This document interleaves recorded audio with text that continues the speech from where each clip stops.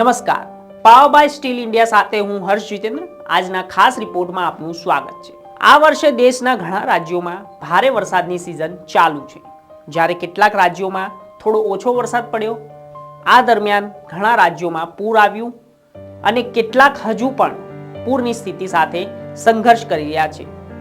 હવે આ સ્થિતિમાં કેન્દ્ર સરકારે ગુજરાત, મણિપુર અને ત્રિપુરા માટે પણ રાહત પેકેજ પણ તૈયાર કર્યું છે. પરંતુ અત્યારે હાલ બિહારની હાલત પૂરના કારણે ખૂબ જ ભયજનક થઈ ગઈ છે.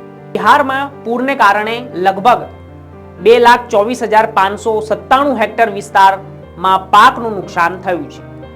બિહારના સીતામઢીમાં કેન્દ્ર સરકાર તરફથી રાહત આપવામાં આવી છે. એનડીઆરએફની ટીમ રાહત બચાવ કાર્ય માટે ઘટના સ્થળે પહોંચીને બચાવ કાર્ય ચાલુ કરી દીધું છે.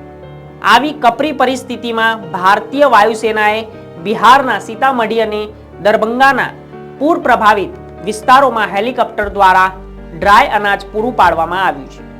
દેશના કેટલાક રાજ્યોમાં હજુ પણ પૂરનો કહેર યથાવત છે. બિહારમાં અને ગુજરાતમાં લોકો પૂરથી બચવા માટે અનેકો ઉપાય કરી રહ્યા છે.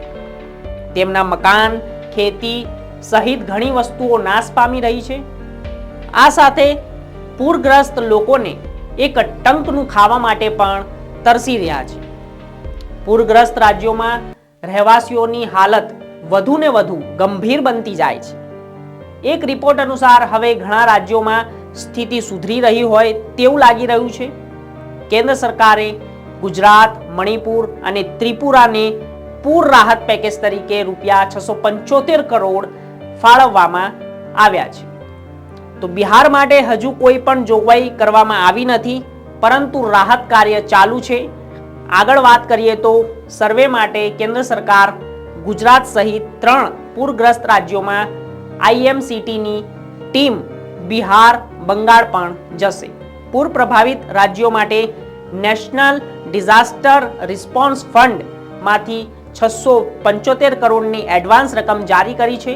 675 કરોડના પેકેજમાં રૂપિયા 600 કરોડ ગુજરાતને, 50 કરોડ મણિપુરને અને 25 કરોડ ત્રિપુરાને ફાળવવામાં આવ્યા છે. તો દક્ષિણ પશ્ચિમ ચોમાસા દરમિયાન આ રાજ્યોમાં અત્યંત ભારે વરસાદ, પૂર અને ભૂસ્ખલન જેવી આફતો આવી હતી.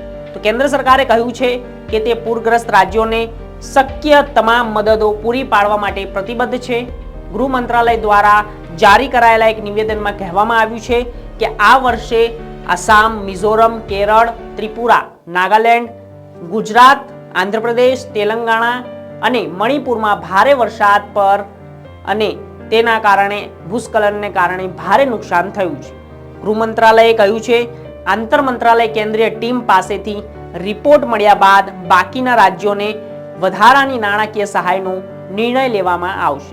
પૂરગ્રસ્ત બિહાર અને પશ્ચિમ બંગાળમાં થયેલા નુકસાનને મૂલ્યાંકન કરવા માટે ટૂંક જ સમયમાં આઈએમસીટી ટીમો મોકલવામાં આવશે. આ વર્ષે કેન્દ્ર સરકારે 21 રાજ્યોને એસડીઆરએફ તરફથી 9,000 કરોડ રૂપિયાથી વધુ રકમ જારી કરી છે.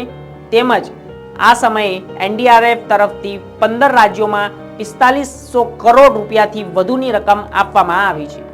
સ્ટેટ ડિઝાસ્ટર મિટિગેશન ફંડમાંથી 11 રાજ્યોને 1,385 કરોડ રૂપિયાનું રાહત પેકેજ પણ આપવામાં આવ્યું છે.